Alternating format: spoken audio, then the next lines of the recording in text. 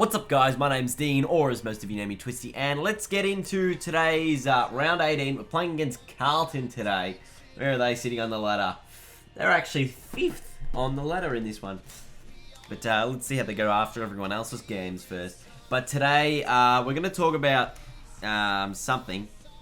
But before we talk about that something, I just wanted to say, if you didn't see the news yesterday, the AFL announced that the grand final for next year will be on the 30th of September. Finally, it's returning to September. We've had an October grand final the last couple of years due to the Cricket World Cup and other scheduling. So, good to see the grand final back in September. I think the opening round is theoretically going to be on the 23rd of March, but that's not confirmed yet. So, when we do get like sort of a more structured look at the fixture for next year, then I will give you guys a heads up and we'll get stuck into that.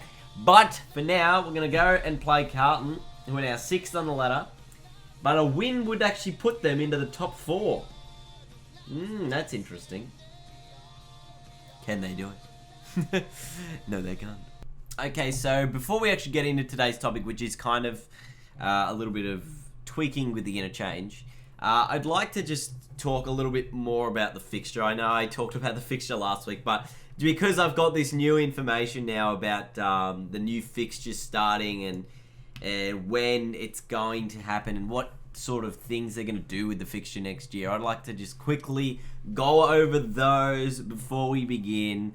So for round 1, potentially, as I said, starting on Thursday, the 23rd of March, and then Easter round will be April 13, which is the Thursday, till April 17. So remember, there could be a Good Friday game this next season. We're not sure on that one either. Then Anzac Day will run through from Friday, or the Anzac Day round, sorry, will go from Friday, April 21st to Tuesday, April 25th. So I'm assuming Richmond Carlton would then be Monday night game. Or Richmond Melbourne. Yeah, that's what I said, Richmond Melbourne. And then you've got, which is the Anzac Day Eve, of course. Then you've got round 23 is going to be the 25th of August until the 27th of August. And that is not a great way to start. Bloody Graham. So the 23rd of August till the 27th, oh no, 25th till the 27th of August is round 23. Potentially, again, this isn't confirmed. And then the finals are going to start September 8, Friday through till September 10. And then the grand final being Saturday, September 30th, which thank God it's back in September. The bye rounds are going to stay the same, so it'll be 6 games a week for 3 weeks. Not a huge fan of that one. And then you've also got, what do we got here? Bang. Then you've got the same 6-6-6 fixturing is going to be in place. So if you finish in the top 6, then you will play against, I think it's 3. That is a 2-meter kick.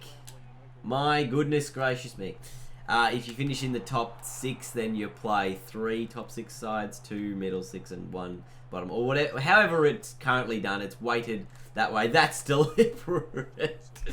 However it's done currently in terms of how it sets up who you play twice, it's going to be doing that exactly the same way as it has done the last couple of years. So that's another thing that's going to be done, which I just don't understand. Or like, you get it, you understand. It's like, yeah, it's the weighted rule, but it's not necessarily fantastic for everyone involved. But we digress. We move on, and I try to pay more attention. So let's talk about maybe the interchange a little bit here, which is something we haven't spoken about for a while. Is should we be upping the interchange, either the interchange cap, say 100, so that's 25 per quarter plus quarter change. I think 90 is pretty good because you might say, well, that's what 22 per quarter, which is 1 per player, plus you can switch out during the breaks as well to give a little extra bench time to those who maybe started or who played a longer quarter type of thing. So that's one way to look at it. So that's 22 interchange rotations.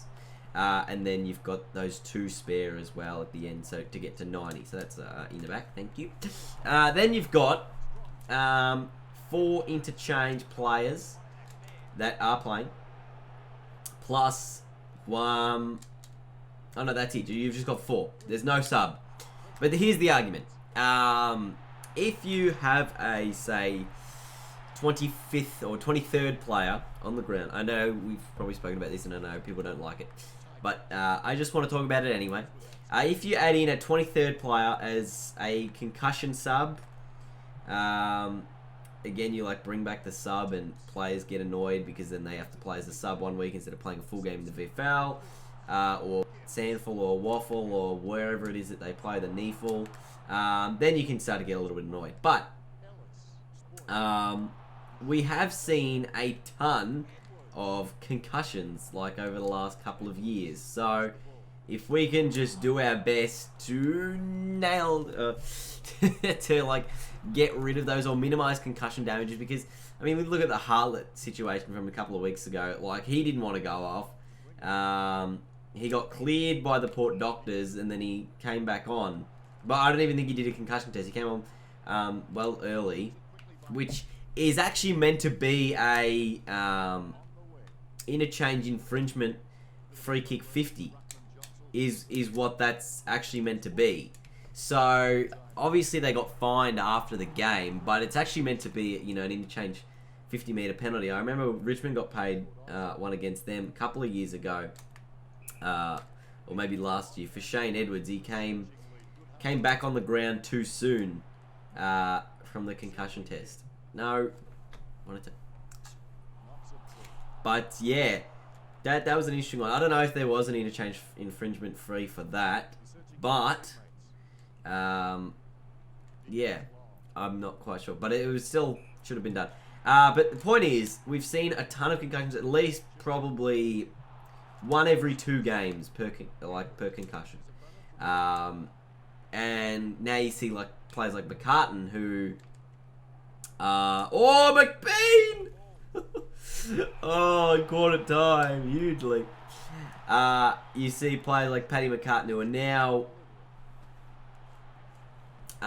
taking, 2 or 3 weeks off because of, concussion after concussion after concussion. So, obviously we'd want the mandatory rule to be players can't play the week after they're concussed. That's just a no-brainer from my perspective, regardless of who it is. And if you use your concussion sub to sub them off, then they will, they'll not be there. They will not be allowed to be involved in the play.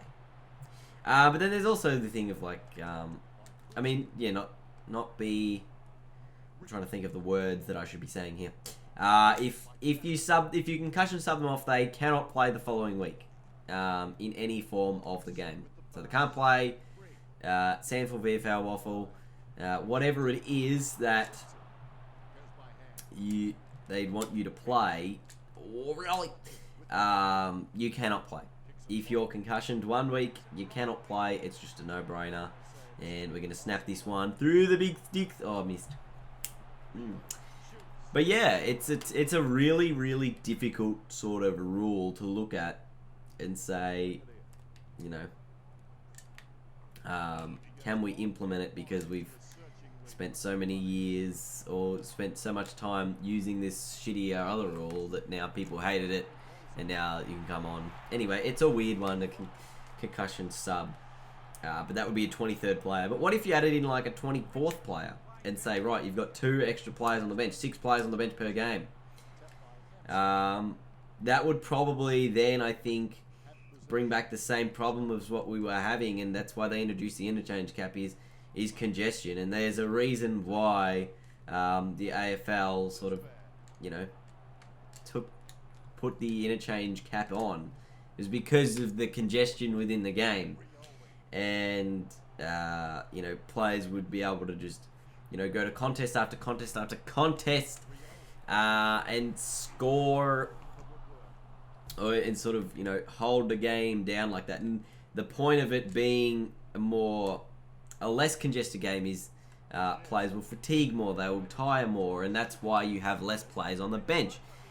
Or less rotation, so your players aren't as, ready, or, in those final moments. Only the big players can stand up and sort of change a game. Obviously, they're going to adapt to it over the next couple of years anyway, but the point is that players won't have that luxury of being able to come off for, a 1-2 minute spell and then come back on the field. So it's a really good way to look at things is you say, right, if you bring extra players onto that field, then it sort of creates the same problem we were just trying to get rid of. So with that in mind, I think the interchange is pretty much fine as it is, and maybe you only need the interchange caps sort of to do that. I mean, you don't need any more players. The game will evolve eventually again, but yeah, that's pretty deliberate. Alright, let's just play a game. Miles out of the stoppage. Little ball. Menadew's there. Puts the crunching little tackle on. Oh, they're out here. Actually got 2-on-1 down the ground. Oh, in the pocket. Who was this Muppet? I think it was Asprey. Actually ran off Lamb. Gave him plenty of space. Did not want. They'll get another one, Carlton. Well, they're almost a top 4 side, Carlton, but they just can't beat us. It's a problem. Oh, I remember Carlton's bloody hoodoo on us. If only Carlton had beaten West Coast, I would have got 9 this week. I would have been a genius. Almost was a genius anyway. Blaine Boakhurst. Long ball, top of the goal square. Lamb Asprey. Got it through. It's on its way. It's a goal. Oh dear. So now it's a 4-4 to 6-6. There, the differences. It's worked. Dustin Martin. Oh, mate, that was beautiful. That was a beautiful clearance and aim at goal. On 3/4 time, it's a 15-point Richmond lead. And out of the middle there to Morris. Morris gets it out towards Miles. Oh, Lambert. Handball to Griff. He's got a man behind him. He doesn't need him. He goes on the left by himself. Rioli in the goal square. And he kicks his third. So this is Rioli's best game ever now. He's kicked 3. Beautiful. Gets the huge tap towards Vostone to Martin. Inside the 50. Miles running onto this one. He should pick it up. Handball in the bloody Hampson direction. Who's kicked the goal? Oh, he didn't even pay the goal. Don't let Hampson do a set shot. He's rubbish at him. Oh, gee, he almost cooked it. He almost cooked it. Handball went to Griff. Griff out of there. Goes long to McBean. The goal square. He'll just take a little chipping ball. Got it. Now Richmond really kicking away. I mean, this is kind of the problem with this game. Is that it's very, very predictable and easy. Even on the hardest difficulties, which this is.